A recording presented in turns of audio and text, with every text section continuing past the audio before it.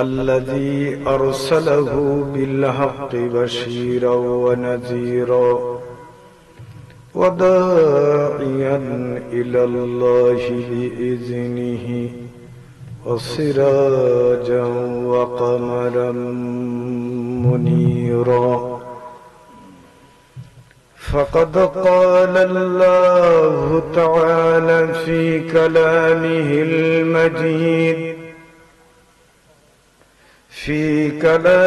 المجيد والفرقانه الحميد أعوذ بالله من الشيطان الرجيم بسم الله الرحمن الرحيم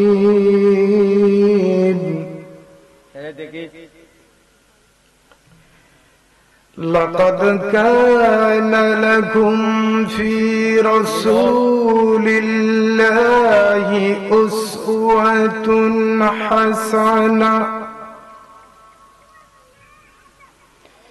إلى آيات الأخرى في شان حبيبه ومحبوبه إن الله وملائكته يصلون على النبي يا أيها الذين آمنوا صلوا عليه وسلموا تسليما الله صل على سيدنا مولانا وعلى آل سيدنا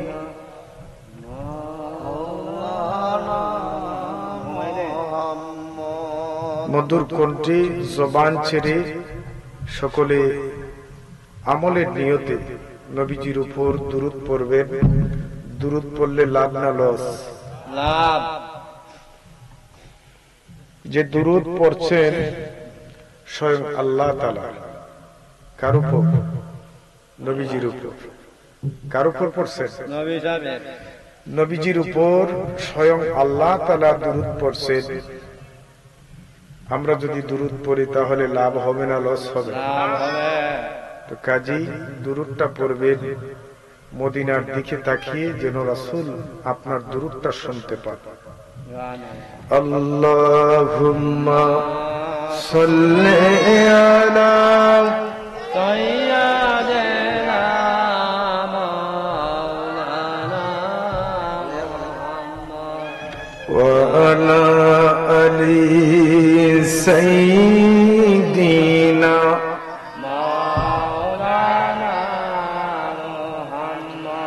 মনটা যদি হতো আমার বুরের পুবাল হাওয়া, হতো যদি শুভ্র কবুতর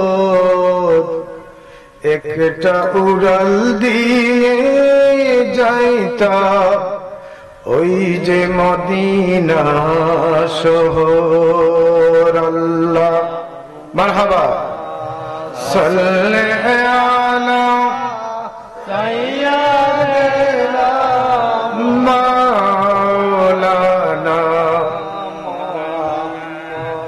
ওয়া আলা আলি সাইয়্যিদিনা মাওলানা মুহাম্মদ। আল্লাহুম্মা সাল্লি আলা সাইয়্যিদিনা মাওলানা মুহাম্মদ ওয়া আলা আলি সাইয়্যিদিনা মাওলানা মুহাম্মদ। আমারি মনের মাঝে রয়েছে যে বেদনা, জানি মুহাম্মদ শাহে মদিনা, আমারি মনের মাঝে রয়েছে যে বেদনা, জানি মুহাম্মদ শাহে মদিনা। আল্লাহ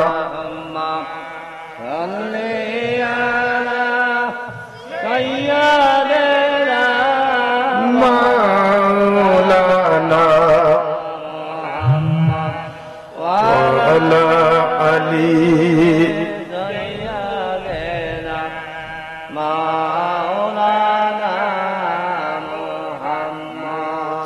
লা ইলাহা ইল্লাল্লাহ, লা ইলাহা লা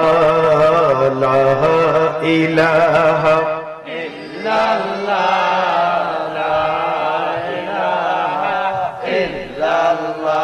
ও লা ইলাহা ইল্লাল্লাহ, লা ইলাহা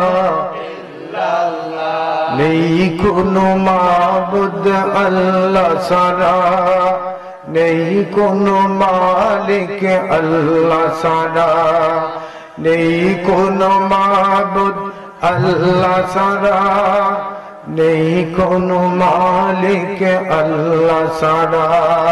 পর লা ইলাহা ইল্লাল্লাহ, লা ইলাহা ও লা ইলাহা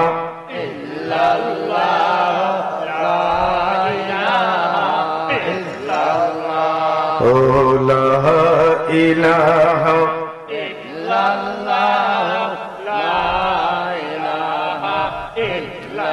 জিকির কর মুমিন গণ, জিকিরে মজাইয়া মন, জিকির কর মুমিন গণ, জিকিরে মজাইয়া মন, জিকিরে হয় দিলের ঔষধ, ইমানের সাথে হয় মরণ।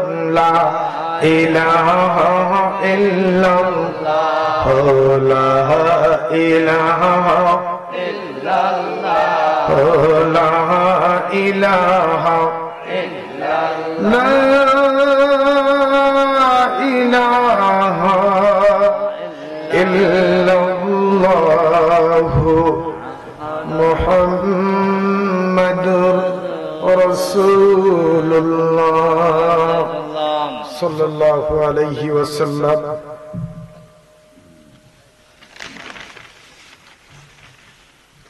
কাকুরা শাহজালাল নূরে মদিনা সুন্নি জামে মসজিদের উদ্যোগে ষষ্ঠ বার্ষিকী সুন্নি মহাসম্মেলনের সম্মানিত শ্রদ্ধেভাজন আমার চাচাজান জনাব শাহ মোহাম্মদ মুসদ্দর আলী সাহেব সভাপতি অত্র মসজিদ, এতে রয়েছেন সহ সভাপতি জনাব শাহ মোহাম্মদ আব্দুল মুসব্বির সাহেব ও জনাব মোহাম্মদ মাহমুদ সাহেব, ইদ্রাস খান সাহেব, জনাব শাহ মোহাম্মদ কাসুম আলী সাহেব। আজকের মাহফিলের যিনি বিশিষ্ট ইসলামী চিন্তাবিদ, মুফাসসিরে কোরআন, যিনি আজকের প্রোগ্রামের প্রধান অতিথি হযরত মাওলানা শাহ মাসুম বিল্লাহ আশিকি সাহেব,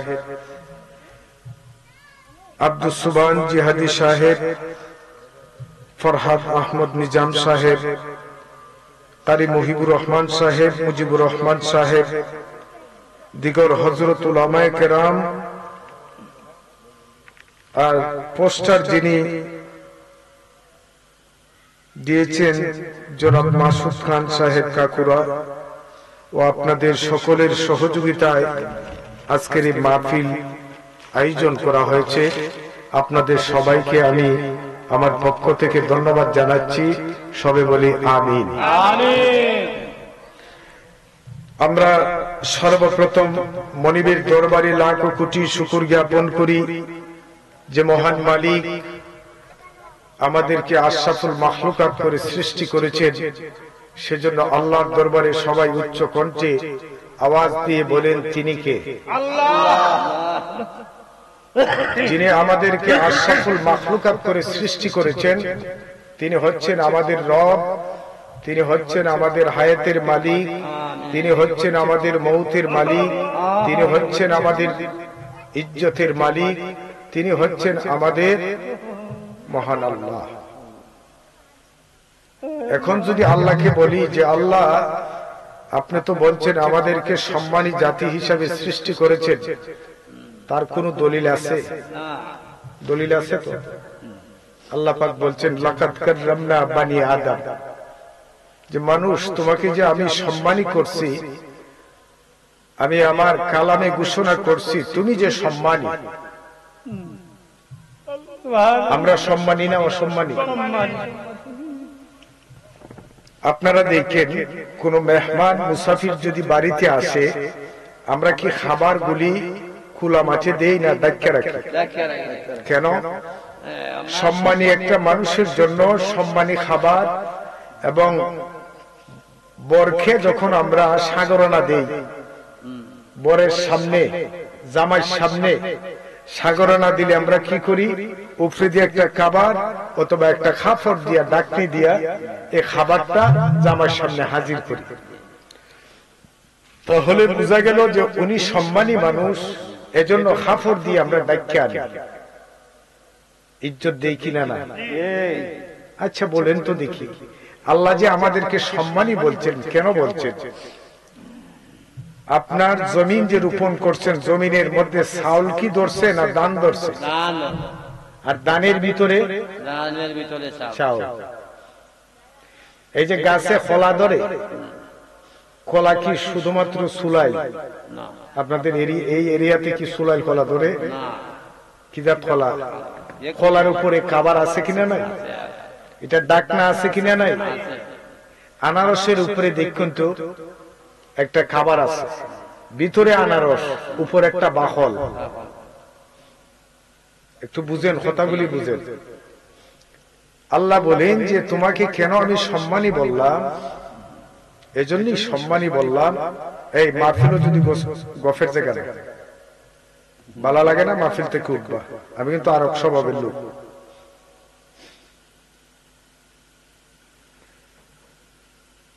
এজন্য আল্লাহ বলেন যে মানুষ, তোমাকে কেন আমি সম্মানী বললাম, তুমি যেহেতু সম্মানী, এজন্য আমি খাবারটাও দিছি সম্মান সূচক ভাবে।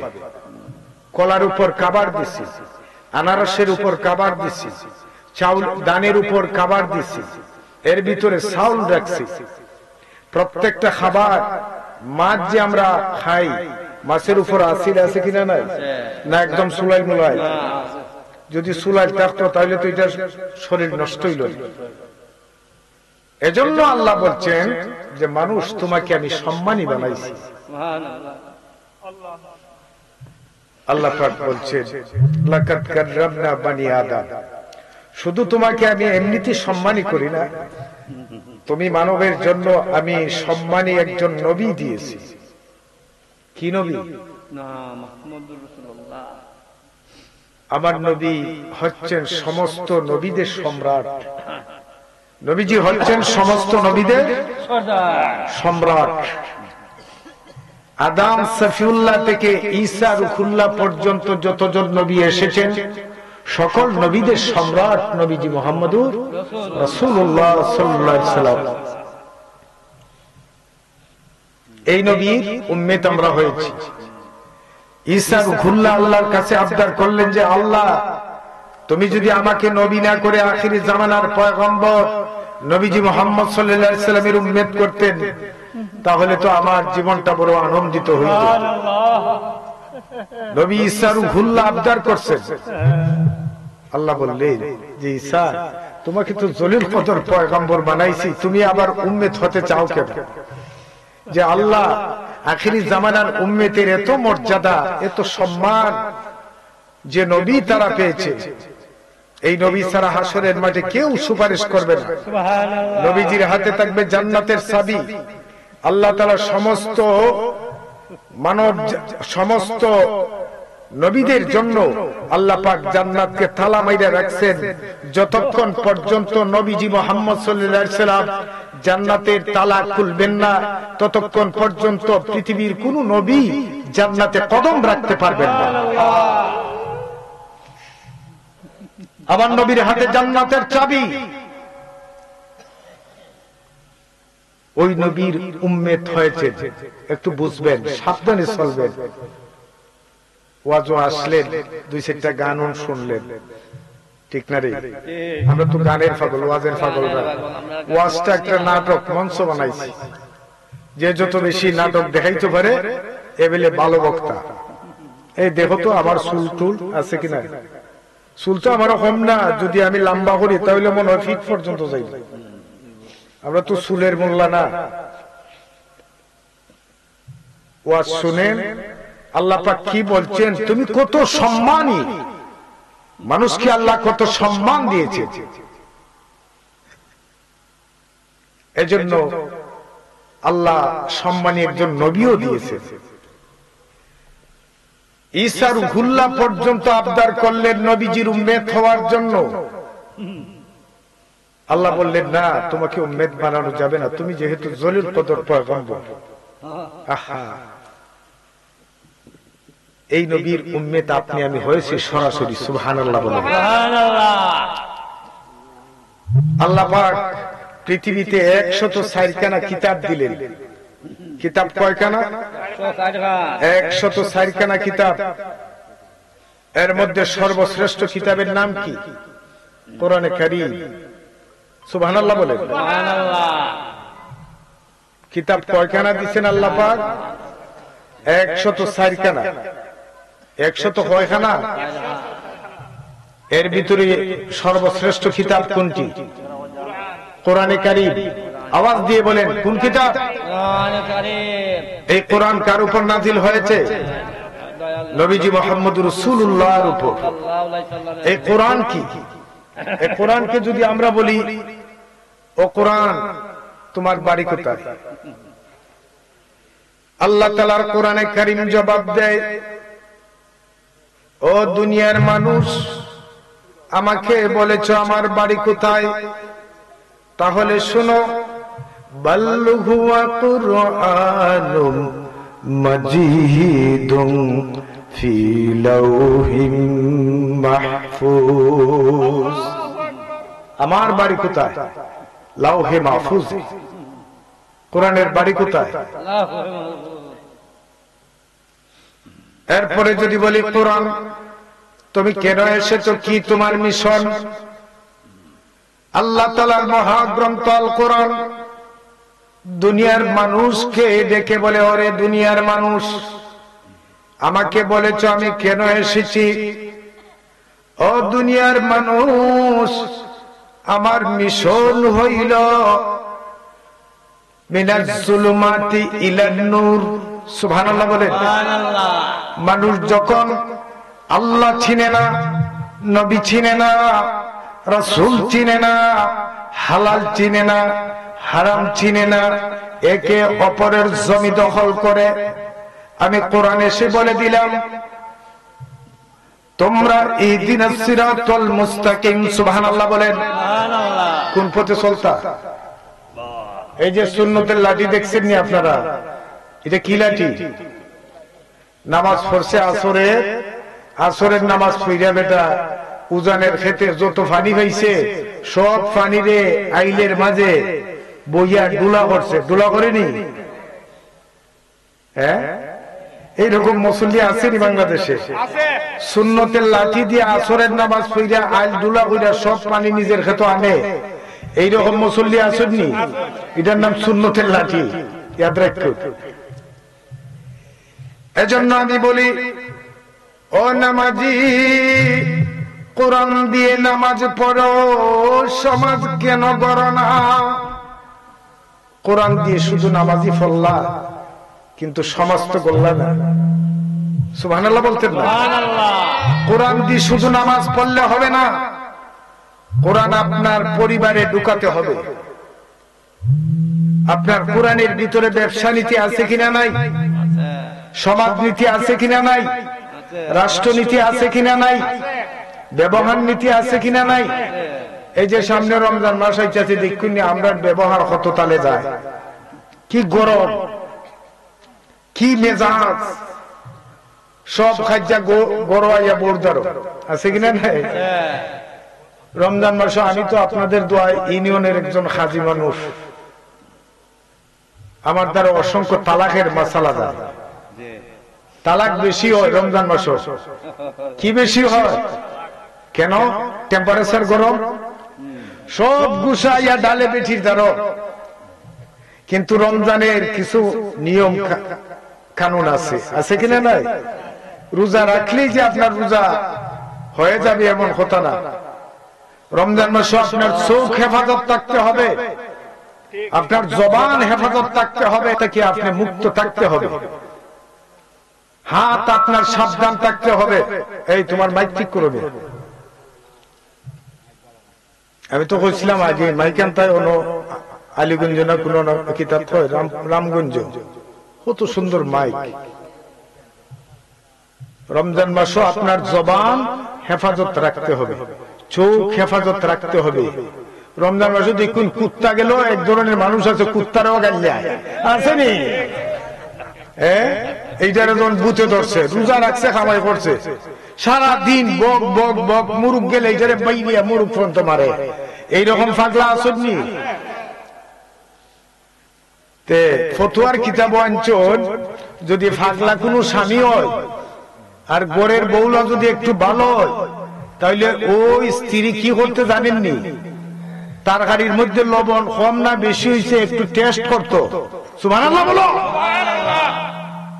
কারণ ফাগলা স্বামী তরকারির মাঝে যদি লবণ কম বেশি হয়, তাহলে তো স্বামী তার তালাকও দিতে পারে।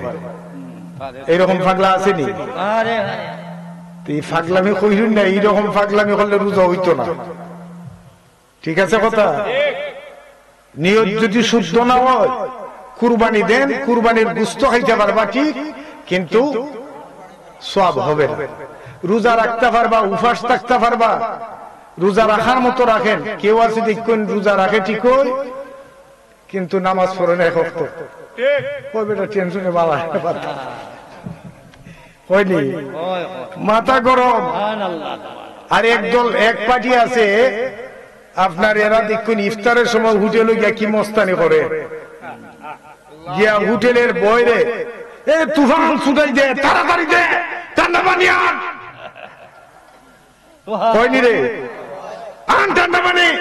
বাবা বুঝা দেখে কি যে রোজা রাখছে রে, এইরকম রোজাদার আসেনি। আসলে একটা রোজা রাখছে না, এটা তার হুদা মস্তানি। আর যারা রোজাদার এরা সবুর, আল্লাহ যদি তারে কিছু দেয় ইনশাল্লাহ খায়। আর যেটা রোজা রাখছে না, দেখুন ঈদের চাঁদ দেখার একটা বাপ ধরে নানি, মসজিদের মিনারা তুচ্ছা ঈদের চাঁদ দেখে আসেনি। আর ঈদের সময় দেখবা মধুমিতার থাকি রসুন। এই তোমরা যদি কোনো গফ থাকে পাইন, তোমরা আউটে করো, কুটুর কুটুর হইল নাই ন। ঈদের চাঁদ এ মিনারা তুচ্ছা দেখে, আবার মধুমিতার থাকি রসুনের খালের মতো ফাতলা পাঞ্জাবি দিয়া বৌর যায় না, বাসা তাড়াতাড়ি দই হইয়া রাখ, কালকে ঈদ। ঈদের জামাত একদম ইমাম সাহেবের সামনে যাব, একটা রোজা রাখছে। বাড়ির নাই পর্দা, রমজান মাসে হোটেল বেড়া পর্দা দিয়ে বই দিছে আসেনি, হোটেলেও পর্দা রমজান মাস। এটা তো আমরা বাস্তবে দেখি। কেন বললাম বাবারা, রোজার জন্য প্রস্তুতি নেন। রোজা এমন একটা ইবাদত, এই রোজাটা এমন একটা ইবাদত, এই রোজার ব্যাপারে আল্লাহ তাআলা বলছেন, ও দুনিয়ার মানুষ, হজ করো, মানুষে দেখে কিনা নাই? হজ করলে মানুষে দেখে, ভিসা ওকে করতে হয়, পাসপোর্ট বানাতে হয়, টাকা এমবিসিতে জমা দিতে হয়, হয় কিনা? হজ করলে মানুষ দেখে, যাকাত দিলে মানুষে দেখে কিনা নাই? যাকাত দিলে মানুষে দেখে, হজ করলে মানুষে দেখে, নামাজ পড়লে মানুষ দেখে কিনা নাই? কিন্তু রোজা যে আপনি রোজা যে রাখছেন কেউ দেখছে? বলেন। আপনি যে রোজাদার একমাত্র জানেন কে? আপনি যে রোজাদার জানেন শুধু মালিক। সুবহানাল্লাহ বলেন না? আল্লাহ জানেন, শুধুমাত্র আল্লাহ জানেন আপনি যে রোজাদার। এজন্য আল্লাহ বলেন, হজ খরচ হজের সব আমি ফিরিস্তার মাধ্যমে দেই। রোজা রাখছেন রোজার সব ফিরিস্তার মাধ্যমে দেই। যাকাত দিচ্ছেন জাকাতের সব ফিরিস্তার মাধ্যমে দেই। কিন্তু বান্দা তুমি যে রোজা রাখছো রোজার সবটা আমি আমার নিজের হাতে দিয়ে থাকি। সুবহানাল্লাহ। এজন্য আল্লাহ বলেন হাদিসে কুদসিতে আল্লাহ বলছেন, আস-সাওমু লি ওয়া আনা আজজি বিহি। সুবহানাল্লাহ বলেন। রোজা আমার জন্য। কার জন্য? আল্লাহ বলেন রোজা আমি রাখি। সুবহানাল্লাহ বলেন না? আল্লাহ কি ভাত খায়? আল্লাহ কি ভাত খায়? দেখছেন কোনদিন ভাত খাইতে? আল্লাহ কি গোসল করে?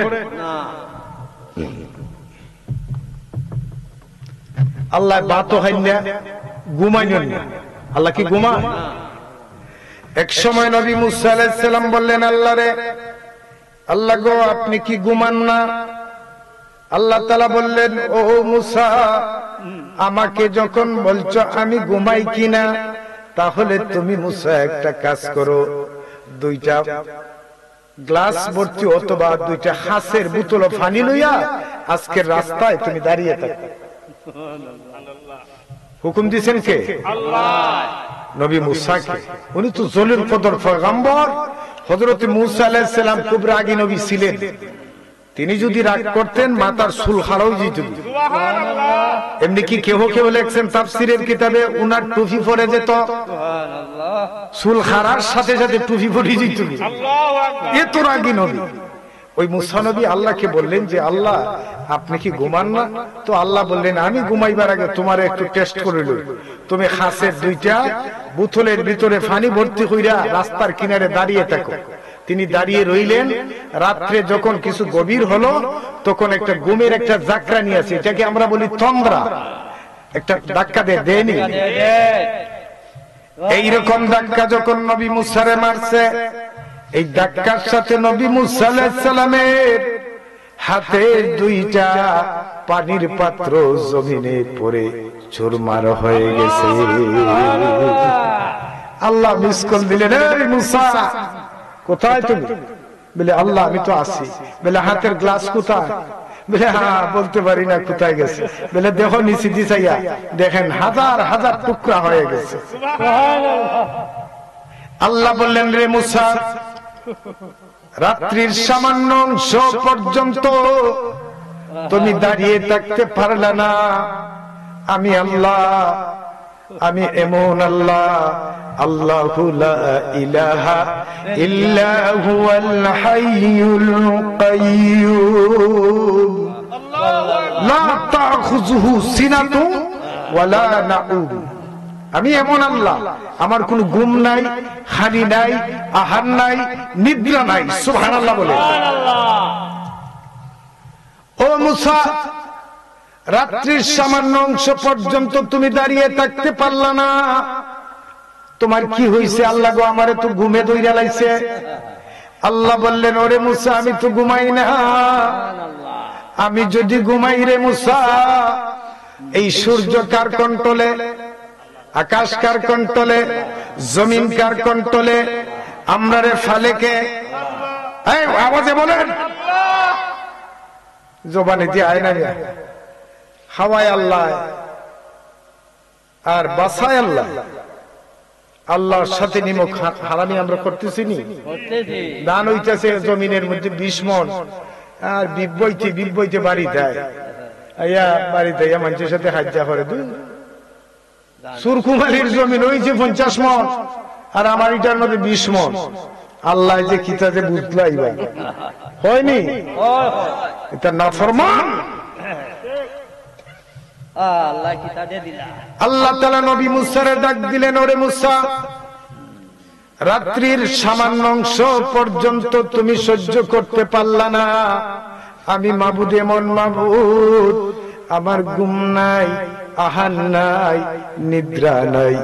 আমি আকাশটারে দরিয়া রাখছি, জমিনটারে দরিয়া রাখছি, তামাম জাহানটা আমি আল্লাহর হাতে। আমি যদি ঘুমাই তাহলে 1 সেকেন্ডের ভিতরে তামাম পৃথিবীটা ধূলিসাৎ হয়ে যাবে। ফালেকে আল্লাহ সিনোনামিয়া। এই যে চৌকের দিকে তাকান, চৌকের পাওয়ার কত জানেন? কোন কোন তত্ত্ববিদ লিখছেন মানুষের চৌকের পাওয়ার 1200 মাইল, 1200 মাইল চৌকে দেখে।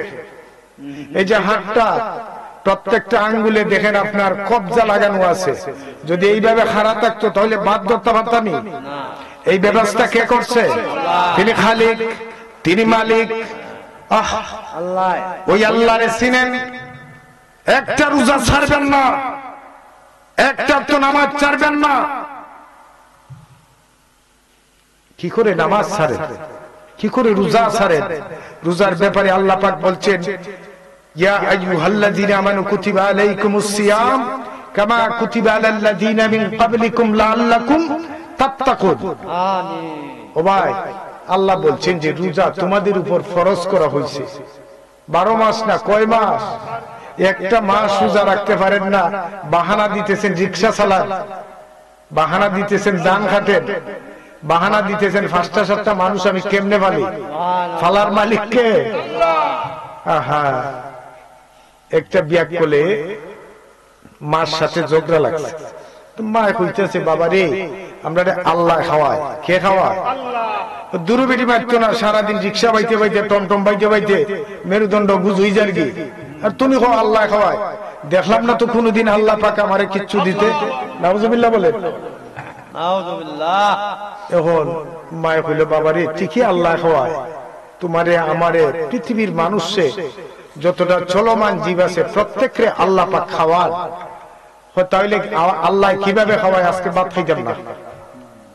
মার জানতো, মা ফাঁসে ফাঁসে ফাঁসে ফাঁসে আটতে আটতে একটা বট গাছ উঠছে বইরিছে। ওই ছেলেটা কোথায় উঠছে?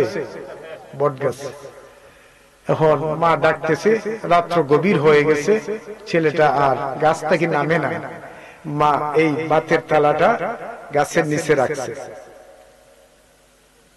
তখন রাত্রি গভীরে ওই গাছের নিচে আপনার ডাকাইতি মিটিং করত। 10টা-12টা ডাকাইতে এসে আইয়া তারা উপরে দিকে গাছ চেক করছে, আখটা দেখা যায় বান্দরের মতো একটা বোয়াত। ওই বড় বান্ডারে ভাইছে কইলাম, এখন 1 লাখ ওই তো বাতের তালার একটা। তাইলে মনে হয় এমন ওই বাতের মধ্যে বিষ মিশাইছে, এটা তো এসে বিষ মিশাইয়া আমরা যাতে খাইয়া সব মরে যায়। ওইটারে 2 আনছ লামাইছুন, লামাইয়া গর্দনার 2 রকম বাত খা। সুবহানাল্লাহ বলে। খাওয়াই খে এটারে সবাই গর্দনার 2 রকম বাত খা। তখন খায় আর বাবে ওই যে মায় কইছিল আল্লাহ খাওয়ায়, এমন ভাবে খাওয়াইছেন আল্লাহ গর্দনার 2 খাওয়াইছে। বুঝছেন? খাওয়াই খে ফালে কে? আহা, আল্লাহ ছিলেন না। ওই নবী মুসা আলাইহিস সালাম একদিন রাস্তা দিয়ে হাঁটেন, রাস্তার কিনারে শুনলেন একটা লোক বলছে, আল্লাহ গো, তোমারে যদি আমি পাইতাম তাহলে তোমারে আবার কুলে তৈলাইনা মানুষের বাড়ি বাড়ি ঘুরতাম। এ কি কয় আল্লাহ রে? আল্লাহর ভক্ত হয়ে গেছি, খুব প্রেমিক। আল্লাহ তোমারে যদি আমি পাইতাম আমার কুলে তুইলা মানুষের বাড়ি বাড়ি লইয়া ঘুরতাম। সুবহানাল্লাহ বলেন না? ও আল্লাহ, তোমারে যদি আমি পাইতাম তাহলে তোমার মাথার মধ্যে আমি তেল মাখাইয়া দিতাম। হারে হয়, হারে হইতেছে। ও আল্লাহ, তোমারে যদি আমি পাইতাম, ও মালিক, তোমারে যদি আমি পাইতাম তাহলে আমি তোমারে আমার বকরির দুধ দোহন করিয়া খাবার দিতাম। কয়টা কথা কইছে? তিনটা। কয়টা? তখন মুসা আলাইহিস সালাম রাগী নবী, তো ওই যে আগে বলছিলাম যে দর্শনীটা পাগলা রে, এই আল্লাহ কি তোর কোলে উঠবো বেটা? আল্লাহ কি তোর কুলের পাগল? তখন তো এ আঁকাবাঁকা হয়ে গেছে, সর্বনাশ। জলিল কদর পয়গম্বর মুসা নবী উনি আমারে ধরছে, আল্লাহ কি তোমার কুলের পাগল? তখন তো এ ফরছে মুসিবতে, কি করতা? এই বেটা আল্লাহ কি তোর বকরির দুধ খায়? এই বেটা আল্লাহ কি তোর তেল মাখে? এই তুমি তিনটা কথা শিরকি কথা বলছো। ওই পাগল তো মাথার ধরছে, আহারে এতদিন পর্যন্ত মাবুদের ডাকি, আমার কথাই যদি শিরিক হয় তাহলে তো জাহান্নাম ছাড়া আর কোনো উপায় নাই। এখন তো জাহান্নাম। ওই পাগল পাগল হইয়া জংলায় জংলায় ঘুরতেছে আর কপালও তাফায়, বুকও তাফায়। আল্লাহ আমি কি করলাম? আমার মাবুদ নবী মুসারে ডাক দিলেন, ওরে মুসা, ও মুসা তুমি কি করছো? বলে আল্লাহ আমি কি করলাম? ও মুসা তুমি আমার পাগল রে আমার থেকে কেন আলাদা করছো? সুবহানাল্লাহ বলেন। ওই মেয়ে তুমি আমার পাগল রে আমার থেকে আলাদা করছো কেন?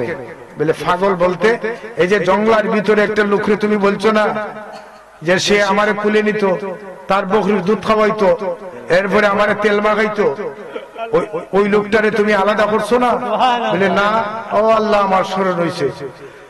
এ মুসা তুমি আমার ওই পাগলরে বাহির করো, আজ বহুদিন হইল রে মুসা, আমার পাগল তো আমারে ডাকে না। যাও যাও আমার পাগলরে বার করো। মুসা আলাইহিস সালামের মাথা ধরছে, কোন চাই না আনা মোবাইলে এখন দোকানে যাইব, আগে তো মোবাইল আসছিল না। মুসা নবী লাজে আটা তুলছে, ওই পাগলরে বার করতেছে, যে পাগল গেল কোথায়?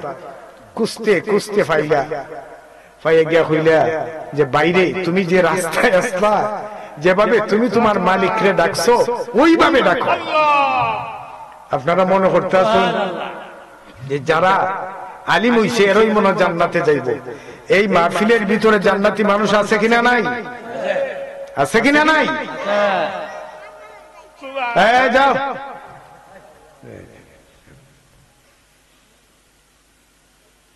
এই মাহফিলের জান্নাতি মানুষ আসেননি? আহা, ওই মুসা আলাইহিস সালামে পাগল রে বার কইরা কইলা যে পাগল তুমি যেভাবে আল্লাহরে ডাকো ওইভাবে ডাকতে থাকো। সুবহানাল্লাহ। আল্লাহ বলেন মুসা নবী গো তুমি তো মানুষের জবানের কথায় বিশ্বাসী, কিন্তু আমি আল্লাহ মানুষের জবানের কথায় বিশ্বাসী না রে মুসা, আমি মানুষের কলিজার কথা বিশ্বাস করি। কলিজার থেকে যে কথাটা মানছে হয় না, একবারে অন্তরের দোয়াটা দিছে, হয়নি? কথা অন্তর থাকি দোয়া দিবেন। একটা আছে মুখের দোয়া, চেয়ারম্যান সাহেব আপনি রাস্তা ধন্যবাদ, আর ফিসিতে গেলে বাপে যে বাটপা আসেনি, অন্তর থাকি দোয়া দিবা। তো আল্লাহ বললেন যে ও মুসা এ তো বাপসে ঠিকই যে আমার হাত নাই পাও নাই, আমি তেলও মাখি না, আমি বকরির দুধও খাই না, আর ওই বেটাকে আমার কুলুলু আর তো পারবো, এটা সে ভালোবাসা হয়েছে, ঠিক কিনা? আচ্ছা কেউ যদি কেউ রে ভালোবাসে তখন কিতা হয়? ও আমার জান হয়নি? মোবাইলে ফুলা আম গাছে তোলে গিয়া হয় ও আমার জান, তুমি আমার প্রাণ, হয়নি? নীরবে নিস্তব্ধ ভাবে, আর ছায় ছেড়ে দেয় কেউ নি শুনে, হারে হয় ওই যে ও আমার জান। আসলে কি জান? জান তো তার ভিতরে। তখন আল্লাহ বললেন ওরে মুসা তুমি মানুষের জবানের কথায় বিশ্বাসী, আর আমি আল্লাহ হইলাম মানুষের কলিজায় কথায় বিশ্বাসী।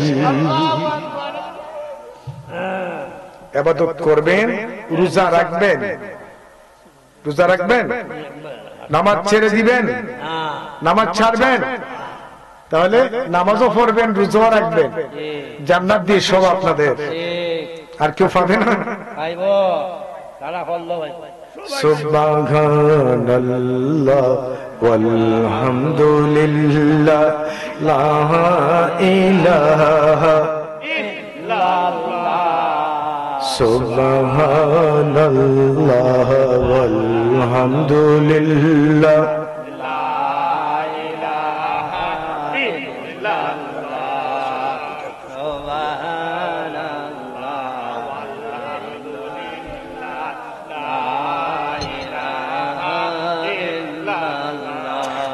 لا إله إلا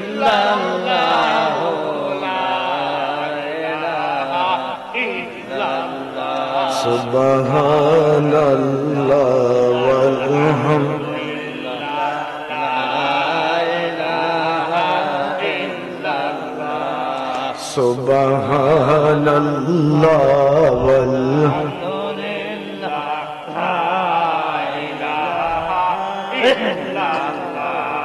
لا إله إلا الله محمد رسول الله আচ্ছা আপনারা মসজিদ বানাইছেন না তো মসজিদও নামাজ পড়তো কেটা জিন্নতে হ্যাঁ তাহলে জিন্নতের ইমাম আর মুয়াজ্জিন বানায় দিলেন আর লাগতো না কেউ নামাজ পড়া এক দেশে এক ইমাম সাহেব আসলা তাই না আজান দিয়ে নামাজ পড়াই দেয় দেখতা যে একলা মুসল্লিও নাই হঠাৎ করে একদিন সভাপতির কাছে আইসই না এখন যে সভাপতি সাহেব কি দেশ আমারে আনলেন আপনারা দেখা যায় বাজার আটো আটুন কিন্তু মসজিদও মুসল্লি নাই সভাপতি উইতালের ওই তাই কইলা জোর আমরা আগের যে ইমাম সাহেব আছেন খুব ভালো আছে আপনি কি একটা ফতোয়া আমরা বেটান সারাদিন গুফর টানি ফেক টানি বুড়ো খেতো তাকিয়ে হামলা হাজলা দেই আমরা ফাওয়াতে বড়াই এরপরে জামা কাপড় নাই পরিষ্কার আমরা খেটা হয়েছে নামাজ পড়তাম না যাও তোমার বেতন দেই না ইমাম তো দেখায় দেয় এরা তো বেতন ঠিকই দেয় যাও তোমার নামাজ পড়ো দিছি ইমাম রে বেটি ইমাম সাহেব সালাইছেন নামাজ মোটামুটি কদিন চললে বেড়াই দেখছে ওনার তাহার জায়গা না আরো ইমাম আইছে আইয়া জুত করে নিছে জুত খুঁজা কইছে শুক্রবারে ওয়াজ হইছে যে শুনছি আগের ইমাম সাহেব কইছেন যে আপনাদের ওযু নাই গোসল নাই নামাজ হয় না আপনাদের ওযুও লাগতো না গোসলও লাগতো না কিচ্ছু লাগতো না যে যে পজিশনে আছেন মসজিদে ঢুকুন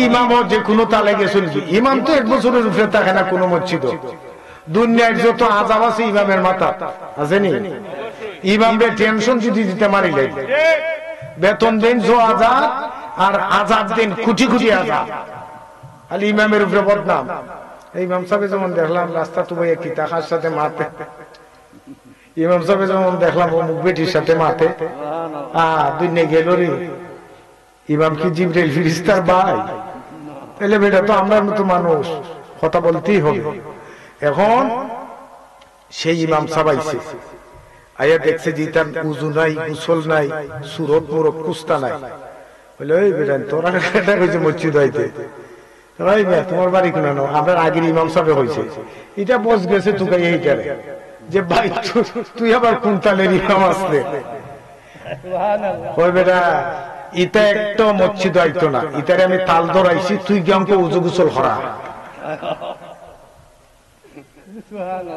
যেমন তালের মুসল্লি এমন তালের ইমাম আছে কিনা নাই তো কাজী বাবারা মসজিদ বানাইছেন মসজিদের কোরাক আছে একটা গড় যদি আপনি গড় বানাইয়া না তখন দেখুন 15 দিন পরে এই গড়ের অবস্থা কি তো মসজিদ আল্লাহর কাছে বদদুয়া দেয় এই গড়টা খা আল্লাহর গড়ের গোলামরা এই আল্লাহর গড়ের খেদমত করবে না আপনারা মসজিদ বানায় মসজিদে নামাজ পড়েন না কেন এজন্য আমি আগে বলছিলাম ও নামাজি কোরআন দিয়ে নামাজ পড়ো সমাজ কেন গড়ো না বিচার আমরা করি আমরা দেশের মুরব্বী যারা আছেন বিচার করি ঠিক কিন্তু বিচারও আল্লাহ পাকের রাসূল বলছেন যে যারা নাকি সত্য কথা বলবে একটা সত্য কথা বিচারে 60 বছর নফল ইবাদত করে যে সওয়াব হবে এর চেয়ে বেশি হয়ে যায়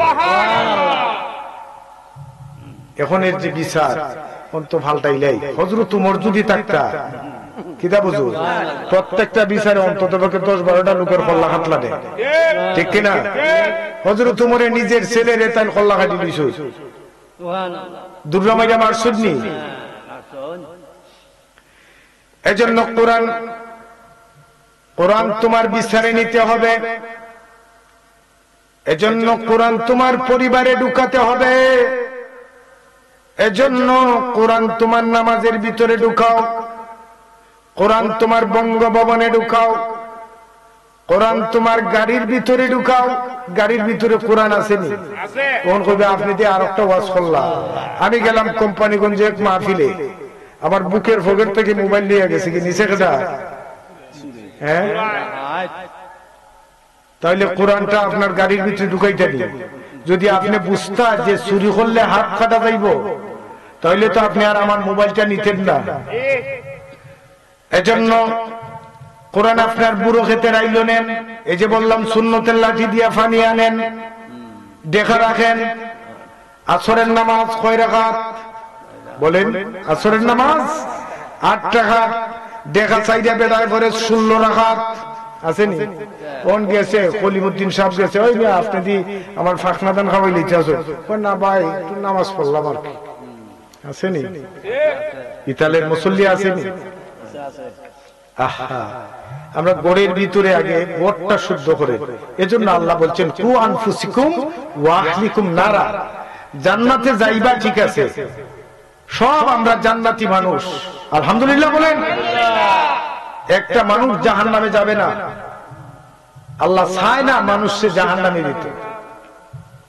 আল্লাহ বলেন যে আমার মায়ের বান্দাগুলির আমি জান্নাতে নিব যারা কুলু লা ইলাহা ইল্লাল্লাহু ফাদখালাল জান্নাহ সুবহানাল্লাহ যারা কুলু লা ইলাহা ইল্লাল্লাহু মুহাম্মাদুর রাসূলুল্লাহ পড়ছে কালিমায় শরীক হইছে ওই সব মানুষগুলিকে আল্লাহ পাক বলেন যে আমি তোমরা জান্নাতে নিব সুবহানাল্লাহ যারা নামাজ পড়ে না এখন প্রশ্ন হইল যে হুজুর এরা কেমন মানুষ আল্লাহ বলেন এগুলি আমার হারানো বান্দা যারা নামাজ পড়ে না এগুলি আমার হারানো বান্দা যারা রোজা রাখে না এগুলি আমার হারানো বান্দা যেগুলি মদ খায় এগুলি আমার হারানো বান্দা যেগুলি সুদ খায় এগুলি আমার হারানো বান্দা যে নাকি উজানের ক্ষেতের পানি গুলি আনে এগুলি আমার হারানো বান্দা ওই সব বান্দা বান্দি যদি তার গুনাহের জন্য অনুতপ্ত হইয়া আমি মালিকের দরবারে সেজদায় পড়ে যাই আমার মালিক বলে ওই সব বান্দা বান্দিগুলির চোখের পানি তার নাকের মধ্য জায়গায় আসার আগে আগে আমি আল্লাহ তাদেরকে মাফ করে দে শুধু মাফ না তারা যে গুনাহ করছিল সমস্ত গুনাহগুলি আমি আল্লাহ নেকিতে পরিবর্তন করে দেব সব গুনাহ নেকি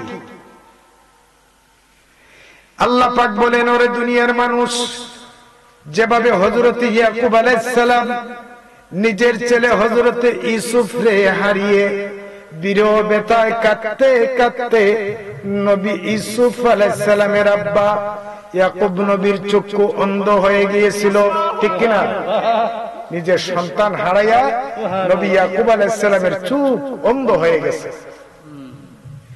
যেদিন হযরত ইউসুফ রে পাইলেন ইউসুফ রে বুকের সাথে জড়িয়ে ধরলেন জড়িয়ে ধরার পরে আল্লাহর কাছে দোয়া করলেন আল্লাহ গো আমি যেন ঈদের খুশি হইয়া গেলাম সুবহানাল্লাহ ও দুনিয়ার মানুষ আল্লাহ তাআলা ঠিক তেমনি ভাবে বলে রে দুনিয়ার মানুষ তোমরা যখন গুনাহ করছো পাপ করছো মদ খাইছো সুদ খাইছো তুমি যখন আমি মালিকের দরবারে সেজদায় পড়ে গেছো আমি মালিক তোমার জীবনের গুনাহগুলিরে মাফ করিয়া যেভাবে হযরত ইউসুফ নবীরে ইয়াকুব পয়গম্বর বুকের সাথে জড়াইয়া ধরছিলেন ঠিক তেমনি ভাবে আমি আমার ওই সব বান্দা বান্দি গুলারে আমার কুদরতি বুকের সাথে চাপ দিয়ে ধরি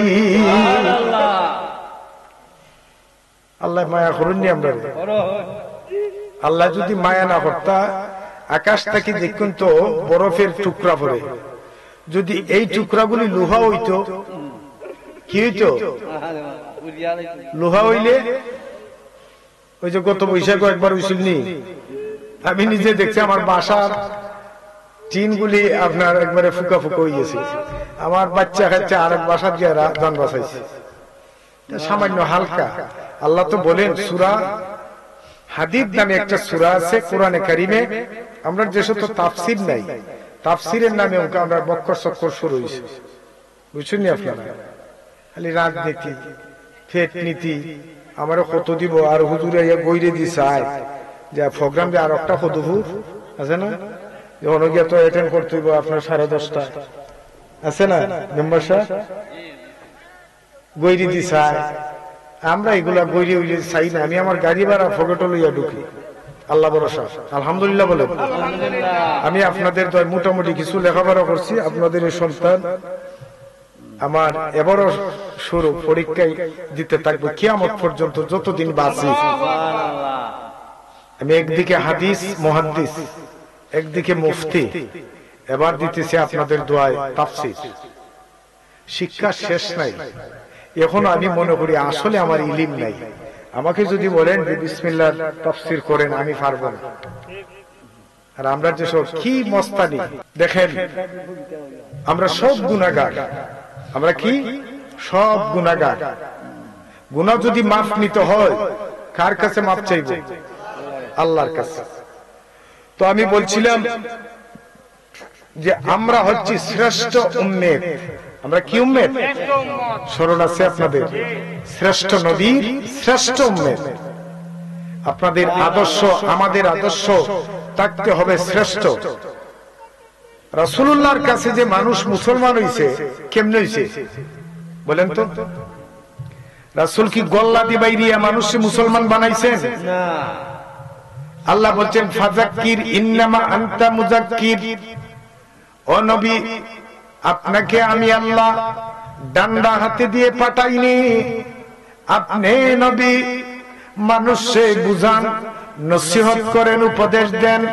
উপদেশের মাধ্যমে, আপনার সুন্দর ব্যবহারের মাধ্যমে মানুষগুলি ইসলামের পথে আসবে। আমরা তো বুঝাইতে জানি না।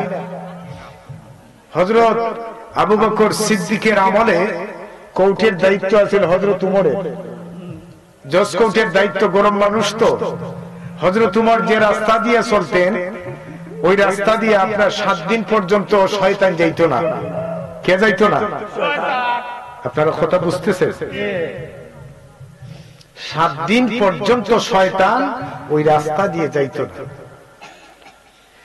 ওই কোর্টের দায়িত্ব দিলেন হযরত উমরকে। মাসের পরে মাস, বৎসরের পরে বৎসর চলছে, কিন্তু হযরত উমরের আদালতে একটা মামলাও নাই। সুবহানাল্লাহ বলেন না? হযরত উমর সমস্ত ফাইলপত্র নিয়ে তিনি দৌড়াইয়া সিদ্দিক আকবরের কাছে গেলেন আর বললেন, ওগো সিদ্দিক আকবর, আমারে কেমন একটা কোর্টের দায়িত্ব দিলেন, যে কোর্টে কোনো মামলা নাই। সিদ্দিক আকবর চোখে পানি ছাড়লেন। ওমর, আমরা তো এমন জাতি, আদ-দীনু নাসিহা। সুবহানাল্লাহ বলেন। আমরা এমন জাতি, আমরা মানুষে বুঝাই, আমরা মানুষে বুঝাই। আর আমরা হরি কিতা ফগেটের টেকাই দিয়া কই মামলা হর আসেনি? চাচা, ফগেটের টেকাই দিয়া কই মামলা হর। তাইলে আমরা লাগাইলাম না বাজাইলাম? বেজাল শেষ করছি নি। হযরত সিদ্দিক আকবর বললেন, ও ওমর, আমরা এমন জাতি, আমরা বেজাল লাগাই না, আমরা বেজাল ক্ষমাই। এজন্য কবি বলেন, আবু বকরের মতো নাই ইমানদার, ওমরের মতো কেউ করেনি বিচার। সুবহানাল্লাহ বলেন। আবু বকরের মতো নাই ইমানদার, ওমরের মতো কেউ করেনি বিচার, আলীর মতো কেউ দেয় না তাকবীর, ওসমানের মতো নাই দানবীর। হযরত আবু বকরের মতো ইমানদার পৃথিবীতে কেউ নাই। নবীজি বলছেন, ও পৃথিবীর মানুষ, আমার সিদ্দিক আকবরের একদিনের সেজদা যদি একটা পাল্লায় তোলা হয়, তামাম জাহানের সমস্ত মানুষের নেকি যদি এক পাল্লায় তোলা হয়, আমার সিদ্দিক আকবরের নেকির পাল্লা সবার চেয়ে ভারী হবে। এজন্য বলছেন কবি, আবু বকরের মতো না ইমানদার, ওমরের মতো কেউ করেনি বিচার, উসমান আলীর মতো কেউ দেয় না তাকবীর, উসমানের মতো নাই দানবীর। হযরত আবু বকর ছিলেন ফাক্কা ইমানদার,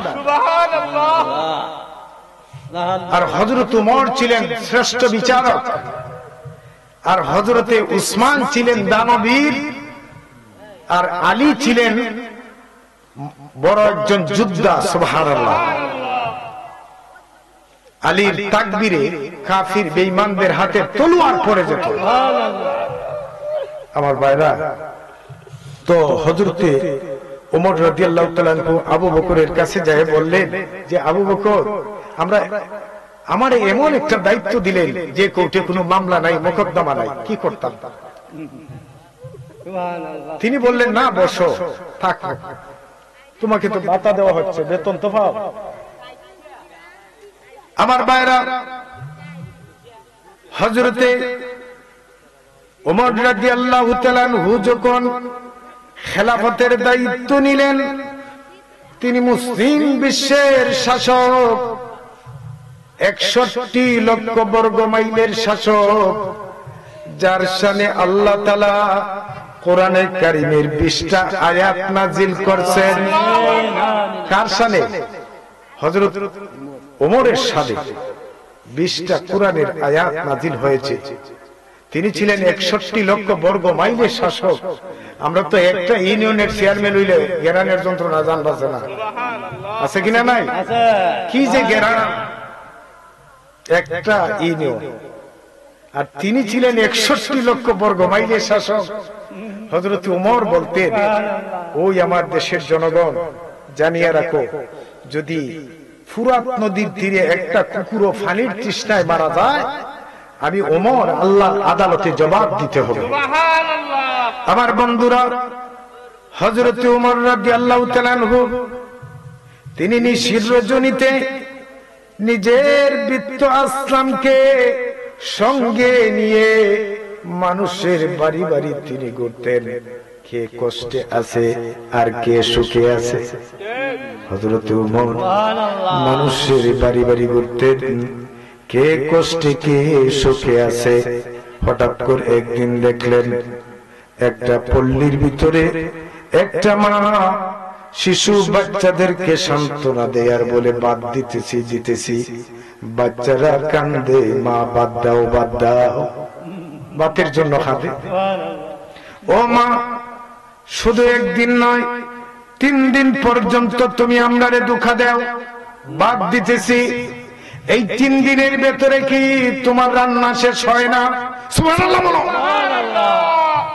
বাচ্চাদের কান্না শুনে হযরত ওমর নিজের চক্ষু দিয়ে দরদর করে পানি ছেড়ে দিলেন, সোজা বাইতুল মালে চলে গেলেন, আসলাম রে ডাক দিলেন, আসলাম রে, আমার মাথায় আটার বোঝা উঠাইয়া দা।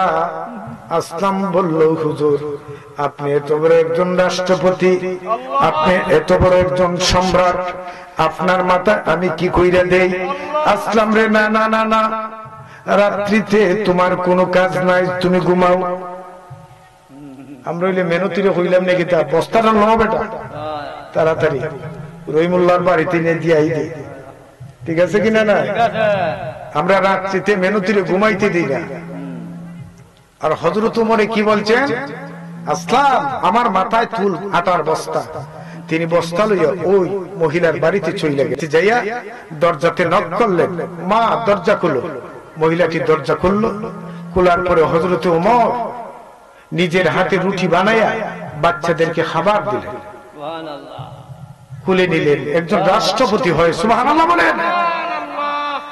তখন মহিলাটি হযরত ওমরের এই আদর্শ দেখে মহিলাটি কান্দে আর বলে, বাবারে, শুনেছি এই দেশের রাষ্ট্রপতি নাকি হযরত ওমর। আল্লাহ যদি ওমর রে না বানাইয়া তোমার মতো একটা মানুষে ওই দেশের রাষ্ট্রপতি বানাতো, তাহলে কতই না ভালো হইতো। ওই মহিলা তো হযরত উমরের চিনে না, সে আবেগ প্রবণ হইয়া দুঃখে হইতেছে, আর হযরত উমর টিফি টিফে চৌকের পানি মিশে। আহারে, আমি তো ইচ্ছা হইলেও আসি নাই, বা তাদের খোঁজ খবরটা তো আগে নেওয়ার প্রয়োজন ছিল। তখন তাই একটা ভিজিটিং কার্ড দিলেন, মা ওই ভিজিটিং কার্ডটা নেও, আগামী দিনে তোটার সময় তুমি অমুক জায়গায় যাইবা। ওই কার্ডটা দিলেন। সকাল বেলাতে ওই মহিলা 10টা অথবা 11টায় হযরত উমরের দরবারে গেলেন। যাইয়া দেখে রাত্রিতে যিনি আসছিলেন তার কাছে ওই লোকটা এই মহান চেয়ারে বসা। ওই মহিলাটি আগুয়ায় আর ফিচ্চায় যে আমি তো রাত্রিতে দেখলাম ওই লোকটা আমার ঘরে গেছে, আটার বোঝা বহন কইরা আমার বাচ্চারা খাবারও দিচ্ছে। আমার মনে হয় ওই লোকটাই সেই লোক। চিন্তা করে যে হযরত উমরে কি আমারে শাস্তা করার লাগি দরবারে আনছে কিনা, এইরকম একটা বিতবা ওই মহিলা। হযরত উমর যখন ওই মহিলারে দেখলেন, ডাক দিলেন, মারে তুমি ঘরের ভিতরে আসো। মহিলাটি তরতর করে কাঁপে, না জানি কেমন অপরাধ হইছে। হযরত উমর বললেন, তুমি কাঁপিও না, কারণ কি, তুমি কাঁপো কেন? না না না না, রাত্রিতে তো আপনি আটার বোঝা মাথায় নিয়ে আমার বাড়িতে গেছিলেন, তাহলে হয়তো আমি অপরাধ করছি, এজন্য আমি একটু বিদ্যুৎ। তখন হযরত ওমর বললেন, না মা, তোমার চিন্তার কোনো কারণ নাই, নেও একটা ভিজিটিং কার্ড দিলাম, প্রতি সপ্তাহে তুমি আমার বাইতুল মাল থেকে চাল ডাল গম এগুলা নিয়ে যাইবে। সুবহানাল্লাহ। এই হলো হযরত উমরের আদর্শ। হযরত উমর কেমন উমর ছিলেন। আরে এজন্য বলছি যে হযরত উমরের মতো লোক যদি আজকে থাকতো, তাহলে প্রত্যেকটা বিচারে 7-8টা কল্লা হাঁটলো। রাসূলুল্লাহর বিবিরা যদি হযরত উমরের আওয়াজ শুনতেন, তাদের উচ্চ আওয়াজ বন্ধ হয়ে যেত। যাকে বলা হয় সোলজার অফ উমর, ইন্না শাইতানু ইয়াখাফু উমর। যাদের স্বপ্ন দোষ আছে, বুকে যদি আইন মিম রা উমর রাদিয়াল্লাহু তাআলা আনহুর নাম লেখা ঘুমান, ইনশাআল্লাহ জীবনে কোনোদিন স্বপ্ন দোষ হবে না। সুবহানাল্লাহ। আল্লাহ। ফুরাত নদীর তীরে পানি নাই, নদীতে পানি নাই। জনগণ আসছে যে হুজুর, নদীতে তো পানি নাই, শুকিয়ে গেছে। আল্লাহর নবীর সাহাবী হযরত ওমর, তিনি একটা সিরকুট লেখলেন, যাও ওই সিরকুটটা পানিতে ঢুকাইয়া দিও। নদীতে ছেড়ে দিয়েছেন আল্লাহর নামে। পরের দিন দেখা গেল 16 হাত পানি উঁচু হয়ে গেছে। নদীর পানি কথা শুনে না, আমরার কথা আমরা বিবিরেই শুনে না। নবীজির আরেক সাহাবী ছিলেন হযরতে সাদ। রংটা বেশি ভালো না, সুরত ভালো না, কিন্তু অন্তর ভালো। গায়ের রং ভালো হইলে যে আপনি চরিত্র ভালো এমন কথা না। আল্লাহর নবীর সাহাবী হযরতে সাদ 60,000 মুজাহিদ বাহিনী নিয়া তিনি দাজলা নদী পাড়ি দিবেন। 60,000 মুজাহিদ বাহিনীরে নিয়া পরামর্শ করলেন, ওরে আমার সঙ্গী সাথীরা, আমরা তো 60,000 মুজাহিদ বাহিনী, যেতে হবে কোথায়? আফ্রিকার জঙ্গলে। আর সামনে একটা সাগর। সামনে কি সাগর? রেড সি যাকে বলা হয়, লোহিত সাগর পাড়ি দিয়ে আমরা যাইতে হবে। তখন তারা হইল যে হুজুর, আপনার কত তো ঠিক, ইসলামের দাওয়াত দিতা কোথায়? আফ্রিকার জঙ্গলে। আফ্রিকার জঙ্গলে কিটা আছে? আগের দিনও শুনছি না, মানুষ আফ্রিকা গেলে জুকে বেলে খাইলায়, মানুষে জুকে খায়, বাঘে খায়, সাপে খায়, গাছেও খাইলায়। আফ্রিকার জঙ্গলে হযরতে সাদ বললেন, রে আমার সঙ্গী সাথীরা, আমার সঙ্গে তোমরা এই দাজলা নদী পাড়ি দিতে হবে। নদীর মধ্যে কোন নৌকা জাহাজ আছে কিনা? আসেনি। নদীতে কোন নৌকা নাই, জাহাজ নাই। কিছু দুর্বল সাহাবী আছে কিনা? নাই। তাহারা বললেন, ওগো উমর, ওগো সাদ রাদিয়াল্লাহু তাআলা আনহু, আপনি যে বলেন নদী ফাড়ি দিয়ে আমরা আফ্রিকার জঙ্গলে যাব, এই নদীতে কোনো নৌকা নাই, জাহাজ নাই, কি দিয়ে আমরা পাড়ি দিব? আল্লাহর নবীর সাহাবী হযরতে সাদ রাদিয়াল্লাহু তাআলা আনহু বললেন, ওরে আমার সঙ্গী সাথীরা শোনো, আমরা কার গোলাম? আমরা কার গোলাম? কোনো বাদ নাই আমার। আমরা কার গোলাম? আল্লাহর গোলাম। তাহলে আল্লাহর গোলাম যারা হয় এরারে ফার করবে কে? আল্লাহ। আল্লাহ তাআলা আমরারে পার করবেন। তোমাদের মজবুত ঈমান আছে কিনা নাই? তাহারা বললেন, ওগো সাদ, ওগো আমাদের সেনাপতি, আমরার বিশ্বাস আছে, আমরা এই নদী জাপ দিয়ে পার হইতে পারবো। সুবহানাল্লাহ। ৬০,০০০ সৈন্যবাহিনী নিয়ে আল্লাহর নবীর সাহাবী হযরতে সাদ দাজলা নদীর উপর গুড়া ছাড়লেন। গুড়া গুড়া পানির উপর দিয়ে গুড়া দাপড়াইয়া আফ্রিকার জঙ্গলে হযরতে সাদ রাদিয়াল্লাহু তাআলা আনহু ৬০,০০০ মুজাহিদ বাহিনী নিয়ে আফ্রিকার জঙ্গলে উঠে গেলেন। পানির উপর দিয়া কি দৌড়াইছে? আহা, ওয়াজ বুঝছেন? এজন্য বলছি, যদি আল্লাহর কোরআন মানেন, আল্লাহ মানা হয়। যদি আল্লাহর কোরআন মানেন, পানির উপর দিয়ে নৌকা নয়, পানির উপর দিয়ে গুড়া চালাইতে পারবেন।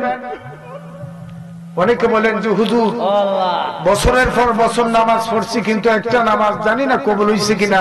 আমার তো খালি মুসিবত আর মুসিবত। কথা বুঝছেন? আমার খালি মুসিবত আর মুসিবত। ওই নিয়ে বালা মানুষ যে এরার মুসিবত থাকবে। নবীদেরকে আল্লাহ পাক পরীক্ষা করেন নাই? প্রত্যেক নবীকে আল্লাহ পাক পরীক্ষা নিছে। দাজলা নদী পাড়ি দিয়ে আমার নবীর সাহাবী হযরতে সাদ ৬০,০০০ মুজাহিদ বাহিনী নিয়ে তিনি আফ্রিকার জঙ্গলে উঠে গেলেন। আফ্রিকার জঙ্গলে যখন উঠছেন, জঙ্গলার মধ্যে কি খালি ফিসা? কি আছে? সাপ বিচ্ছু কত কিছু আছে। খাঞ্চা বুইরা খানি রাখছে। সাপ, বিচ্ছু, বল্লুক, হিংস্র প্রাণীরা কিচিমিচি করতেছে। হযরতে সাদ উঁচু একটা পাহাড়ে দাঁড়াইয়া বক্তব্য দিলেন যে, এই জঙ্গলার বাঘেরা, এই সিংহরা, আমরা কিন্তু দুনিয়ার কোন ক্যাম্পাসার নয়, আল্লাহর পক্ষ থেকে আমরা এসেছি। তোমরা আজকে এই জঙ্গল ছেড়ে অন্য জঙ্গলে আশ্রয় নেও। তারা সবাই ওয়াজ শুনছিনি, হাত সামনে ওয়াজ, বাঘ বল্লুক হিংস্র প্রাণীদের সামনে তিনি ওয়াজ করলেন। ওয়াজের পরে পরের দিন দেখা গেল বাঘ তার বাচ্চাটারে মুখে নিয়ে, ওই জঙ্গলের সাপ তার ডিমটারে মুখে নিয়া, পাখি তার ডিমটারে মুখে নিয়া এই জঙ্গল চারিয়া অন্য জঙ্গলে আশ্রয় নিয়েছে। যদি আল্লাহর প্রেমিক হও, আল্লাহর আইন মানো, নদীর পানির উপর গুড়া দৌড়াইতে পারবে? নদীর পানির উপর গুড়া দৌড়ানো যাবে? সাপ, বিচ্ছু, বল্লুক, হিংস্র প্রাণীরা আপনার কথা শুনবে। সুবহানাল্লাহ বলে। এই তাই তো আল্লামা ইকবাল, কবি সম্রাট আল্লামা ইকবাল বলেছেন, দস্তু দশে দরিয়া বিন সুরে हमने বাহরে জুলমত দৌড়া দিয়ে ঘুরে हमने। তিনি বলছেন, আমরা সেই সে জাতি, আমরা উত্তাল তরঙ্গমালা গুড়া দাপিয়ে পাড়ি দিয়ে আফ্রিকার মহাদেশে ইসলামের পতাকারে উড্ডীন করেছি। আল্লাহ আল্লাহ আল্লাহ আল্লাহ, একসাথে আল্লাহ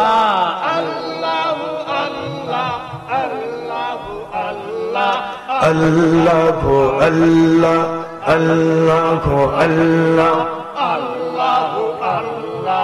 আল্লাহ আল্লাহ আল্লাহ আল্লাহ আল্লাহ আল্লাহ আল্লাহ আল্লাহ আল্লাহ।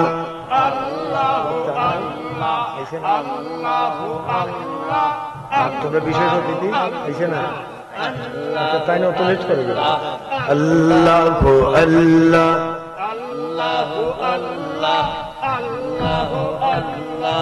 আল্লাহ গো আল্লাহ আল্লাহ আল্লাহ আল্লাহ আল্লাহ আল্লাহ জিকির করো নিরামত আল্লাহ আল্লাহ জিকির করো নিরালা আল্লাহ আল্লাহ জপে জপে কলব কর উজালা আল্লাহ আল্লাহ আল্লাহ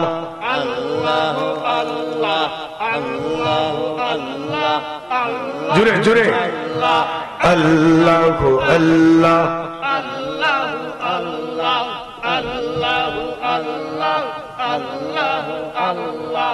আল্লাহ আল্লাহ আল্লাহ আল্লাহ আল্লাহ আল্লাহ আল্লাহ আল্লাহ জপ মুমিন নিরালা আল্লাহ আল্লাহ জপে জপে কলব কর উজালা আল্লাহ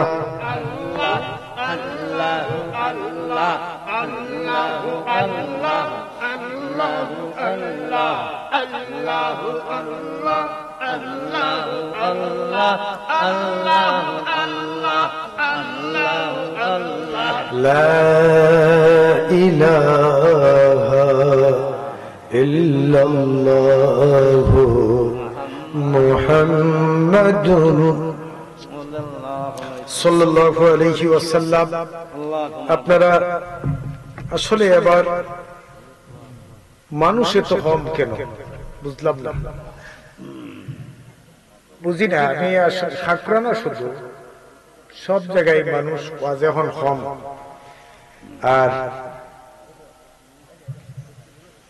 ভালো জিনিসে আমরা মন আগ্রহী না, ভালো জিনিসের প্রতি আমাদের মন আগ্রহী না। অন্যান্য জায়গায় গেলে পরে আমরা দেখি মেয়েদের স্যান্ডেল আলাদা, ঠিক না? মেয়েদের স্যান্ডেল আলাদা, আর কিছু ইয়াং ছেলেরা আছে এরাও অনেক বেশি, মুরব্বীরাও বেশি। কারণ আদ-দীন ও নাসিহা, ধর্ম তো বুঝানোর জন্য। আমরা যারা কোরআন ও হাদিস পড়ছি আমরা যে সব বুঝি তা না। আমরা যারা অনেকে নামাজ পড়ি, নামাজটা কি সহি শুদ্ধ হয়? ওই যে অনেকে নামাজ পড়ে আল্লাহু আকবার কইয়া দেখে মোবাইল নিয়ে ঠিক আছে, হাতায় নি ফুগে, নামাজ হইছে নি? হ্যাঁ, নামাজ হইছে? অনেকে আবার দেখা যায় কোমর খাজ্জা, ফিট খাজ্জা, এরপরে টুপিটা ঠিক করে করেনি এইভাবে দুই হাত দিয়ে দুইটা ফ্যান্টের বেল লাগায়, অথচ নিয়ত বান্দা, নামাজ হইল নি? নামাজ তো এমন ভাবে পড়তে হবে আপনার সামনে আল্লাহ, পাছনে আজরাইল, ডানে জান্নাত, বামে জাহান্নাম। সুবহানাল্লাহ।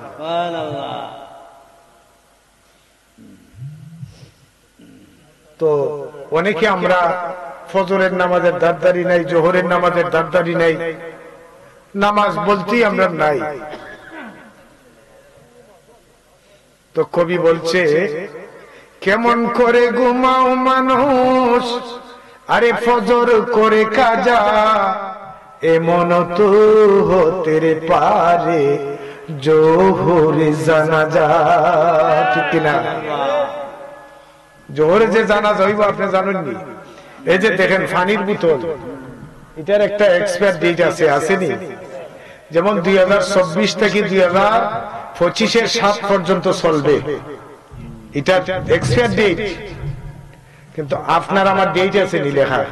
বলেন তো দেখি, ডেট আছে?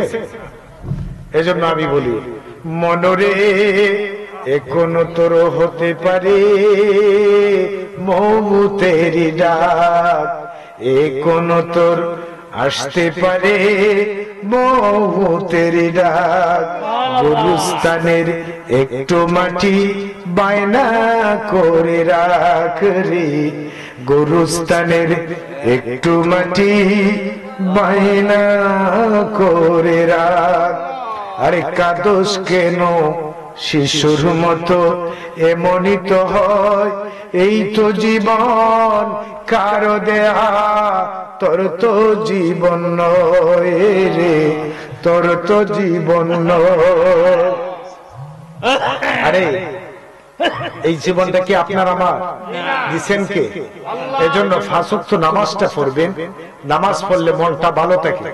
আর নামাজ হচ্ছে সবচেয়ে বড় একটা এক্সারসাইজ, দেখো ফিজিক্যাল এক্সারসাইজ, শরীর চর্চা। যদি বলেন আপনার ফুটবল খেলা লাগতো না, ব্যাডমিন্টন খেলা লাগতো না, আপনি পাঁচ ওয়াক্ত নামাজ পড়বেন, পাঁচ ওয়াক্ত নামাজের বিনিময়ে আপনার শরীর চর্চা হয়ে যাবে, ঠিক কিনা? আর ফজরের নামাজ যারা পড়বে, তাকবীর দাও, তাকবীর দাও, নারায়ে তাকবীর,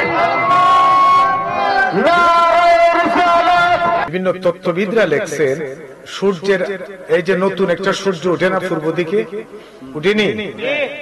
এই সূর্যের আলোটা যার বুকে লাগবে কিয়ামত পর্যন্ত, যতদিন সে দুনিয়াতে বাঁচবে, তার জীবনে কোনোদিন যক্কা রোগ হইতো না।